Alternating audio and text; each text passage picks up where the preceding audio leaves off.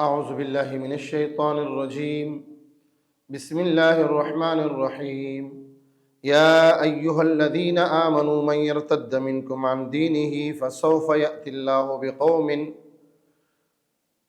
يحبهم ويحبونه أذلة على المؤمنين أعزة على الكافرين يجاهدون في سبيل الله ولا يخافون لومة لائم ذلك فضل الله يؤتيه من يشاء والله واسع علیم. د سوره مائده آیات نمبر 450 دی. د دې نمخ کی آیات کریمه کې الله تبارک وتعالى فرمایلی کہ یا ایها الذین آمنوا لا تتخذوا اليهود والنصارى اولیاء بعضهم اولیاء بعض، چې اے مومنانو تاسو یهود او نصارا خپل دوستان م جوړوي.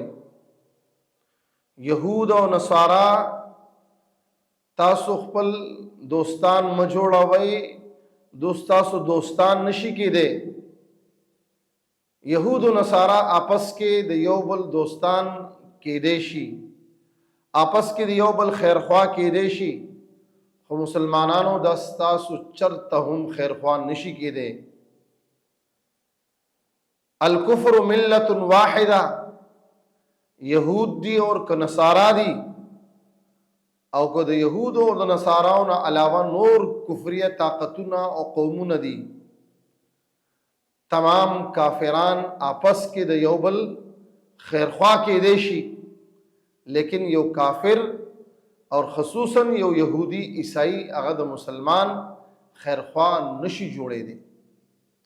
سورہ بقرہ کی اللہ تبارک و تعالیٰ فرمائے لن ترضى عنك اليهود ولا النصارى حتى تتبع ملتهم. لن ترضى عنك اليهود والنصارى، یہود او نصارا ته خوشاله کولې نشي، داستانه چرتم نه خوشاليږي ترزو پورې چې تاسو د دې یهود او د نصاراو د دین اتباع او پیروي نه کړي، هغه پوری دوست تاسو خیر خوا نشي کېده، هغه پوری دوست تاسو نه خوشاليږي نه.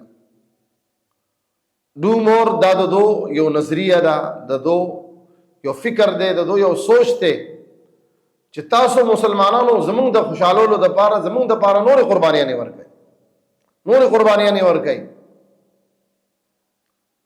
تاریخ به دې باندې گواه دی، د اسلام تاریخ 1400 ساله تاریخ به دې باندې گواه دی، او د 1400 ساله تاریخ نه علاوه زمونږ د یاداشتو د مشاهده چې کوم تاریخ دی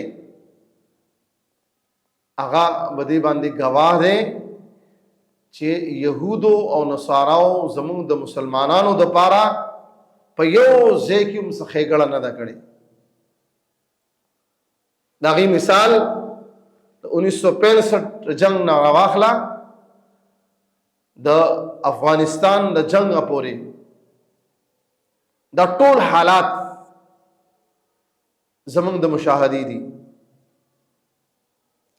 او که د 65 نه راواخله د 85-87 پورې زمونږ د مشاهدې نه، خو چای چې مشاهده کړله هغه خلق زمونږ کې موجود دی چې یهود و نصاراو چرته چې ضرورت راغله منګه استعمال کړیو، مسلمانان استعمال کړلی، مسلمانان په آپس کې یو بل سره جنگوللی، یو مسلمانان آپس کې یو بل سره 10 بګریبان کړلی، او مفادات خپل حاصل کړلی، یا د هغه مفاد زموږ دشمن قوتونو او دشمن ملکونو ته او دشمن هوادونو ته رسول دی.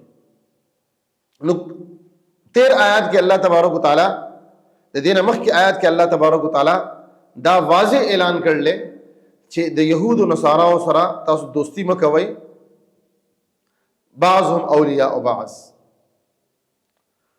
نو دی آیت کریمه کې چې کوم ما تاسو وړاندې تلاوت کو، الله تبارک وتعالی فرمایي چې کده دی دین اسلام نه اے مسلمانانو تاسو وګرځیدئ، واپس شوي نو الله پاک تستاسو ضرورت هم نشته دی. ډېر خلک ډېر مسلمانان دا وایي چې ما خو اسلام دپاره دا کار وکړو چې ما دا کار وکړو. نه، څوک چې مسلمان دی او هغه په خپل اسلام په حالت کې یو ښه کار کوي، په هر یو سطح باندې چې هغه یو ښه کار کوي، د هغې احسان یې په چا باندې نشته دی. نبی علیہ الصلوۃ والسلام څنګه ته څه بانډچیان راله، الله تبارک وتعالی د هغو په باره کې فرمایي یمنون علیک ان اسلم، دو په تا باندې احسان کوي چې موږ رالو مسلمانان شو.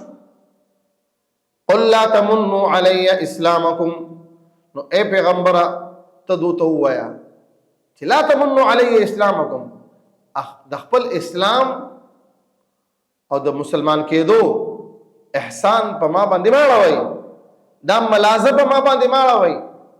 بل الله یمن علیکم ان هداکم للایمان، بلکې د الله پاک پتا باندې احسان دی، ملازه ده چې الله پاک تاسو ته توفیق د دې خبرې راکړلې چې تاسو مسلمانان کړي یې تاسو.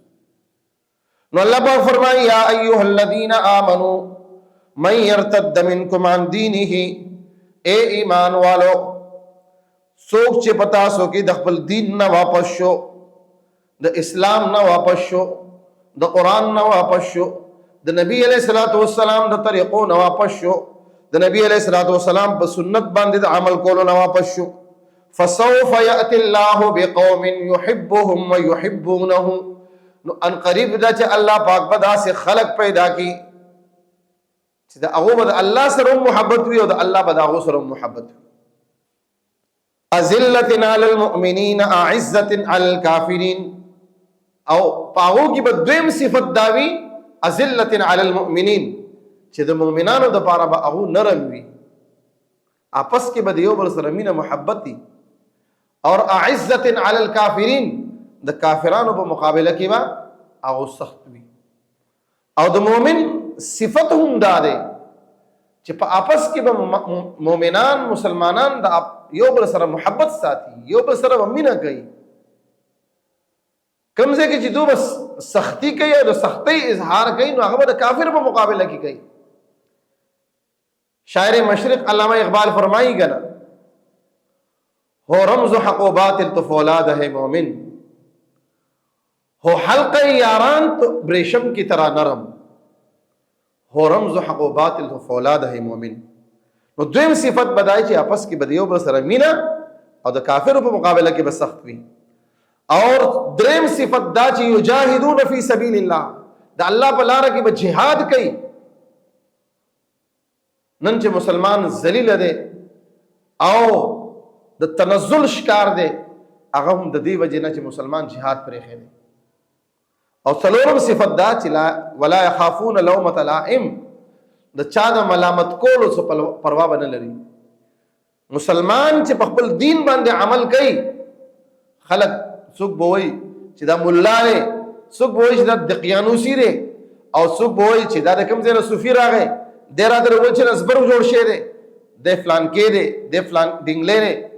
لیکن مسلمان هغه دی چې په اسلام باندې هغه عمل کوي، خلق په هغه باندې ملامت کوي، طعنې ورله ورکوي، هغه د خلقو د طعنو او د ملامتیا څه قسمه پروا نه کوي. نو الله پاک د آیت کریمه کې څلور صفات داسې بیان کړلي چې د هغه صفاتو په بنیاد باندې بنده د الله تبارک وتعالی محبوب جوړېدی شي. الله پاک ته موږ کې دا صفات پیدا کی کنه، الله پاک با موږ ختم کی، زموږ نه وروسته به نور داسې خلق پیدا کی چې په هغو کې به دا صفات. واخر دعوانا الحمدلله رب العالمین.